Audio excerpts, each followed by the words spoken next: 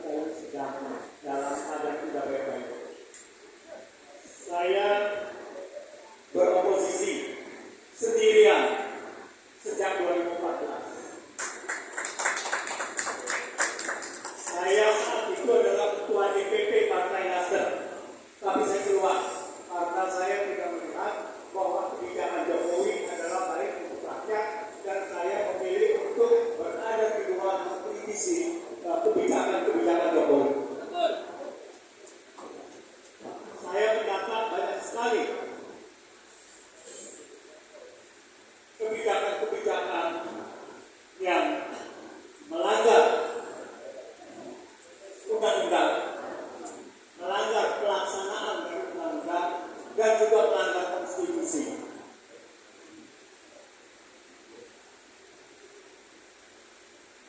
Kalau kita lihat beberapa undang-undang, ini secara transparan ini melanggar konstitusi. Jadi bukan masalah Jokowi hari ini adalah masalah bangsa Indonesia. Masalah bangsa Indonesia dan harus diselamatkan. Awal 2022 banyak sekali beredar, menteri-menteri menyuarakan bahwa diperlukan perpanjangan masa jabatan Jokowi sampai 2027. Saya menulis artikel berseri bahwa kenapa itu melanggar. Saya melawan bahwa ini tidak boleh karena ini melanggar konstitusi. Lalu kemudian ada di situ banyak sekali perlawanan. Lalu kemudian minta perpanjangan masa jabatan 3 periode. Dan banyak sekali juga perlawanan. Dan saya juga menulis beberapa artikel menyoroti hal itu. Dan kemudian bahwa Jokowi ingin disandingkan menjadi wakil presiden. Dan itu juga saya kritisi. Presiden 2 periode tidak boleh menjadi wakil presiden. Karena kalau presiden yang itu berhalangan, maka dia akan menjadi presiden dan akan menjadi presiden 3 periode. Itu juga saya kritisi.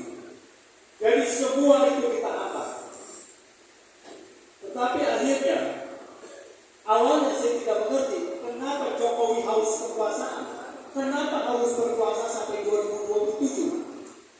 Kenapa harus berkuasa menambah 1 periode lagi? Bukankah sudah cukup 10 tahun? Dengan melanggar konstitusi. Lalu saat ini, bahwa dengan Gibran dengan dicalonkan Gibran, dengan melanggar konstitusi, membuka mata kita semuanya bahwa di belakang itu adalah nafsu Jokowi untuk mencengkram Indonesia.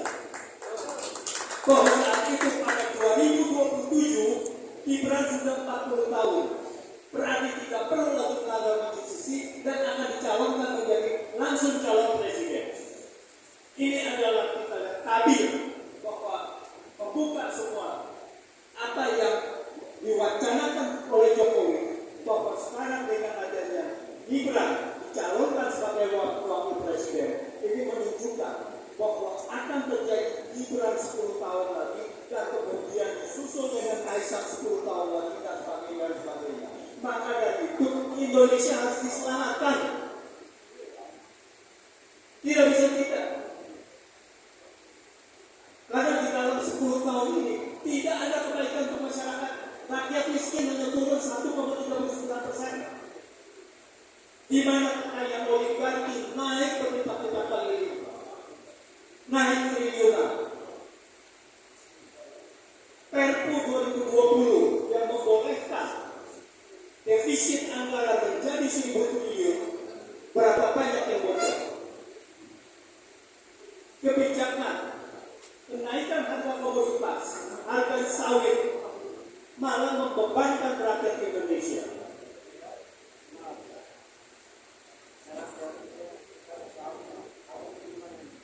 Hari ini saya tulis bahwa mau tidak mau seperti yang tadi dikatakan, bahwa tidak mau konstitusi kita mengatur bahwa pemaksulan itu adalah dari DPR.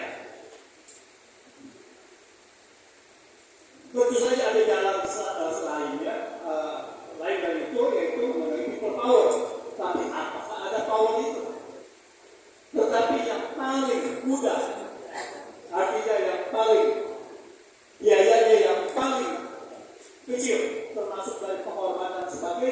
harus melalui DPR. Nah, angket tadi sudah digulirkan. Tadi saya juga sudah menulis. Saya menulis adalah awal daripada tulisan saya yang akan saya lanjutkan lagi.